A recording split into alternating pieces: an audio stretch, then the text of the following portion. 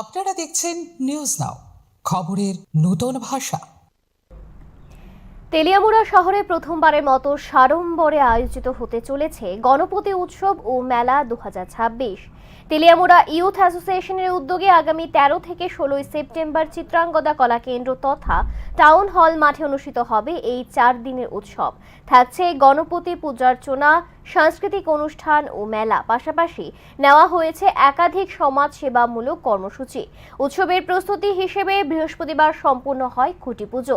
প্রথমবারের এই আয়োজনকে ঘিরে ইতিমধ্যেই তেলিয়ামুড়াবাসীর মধ্যে তৈরি হয়েছে উৎসাহ উদ্দীপনা। সংগঠনের পক্ষ থেকে সকলকে উৎসবে অংশগ্রহণের জন্য সাদর আমন্ত্রণ জানানো হয়েছে।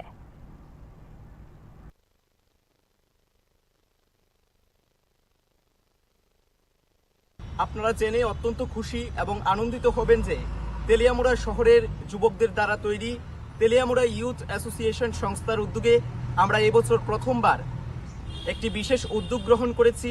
যে উদ্যোগটি হলো আগামী 13ই সেপ্টেম্বর থেকে 16ই সেপ্টেম্বর পর্যন্ত তেলিয়ামুড়ার বুকে এই প্রথমবার একটি সাড়া জাগানো গণপতি উৎসব আমরা আয়োজন করতে চলেছি তেলিয়ামুড়ার চিত্রাঙ্গদা কলাকেন্দ্র তথা টাউন হল মাঠে।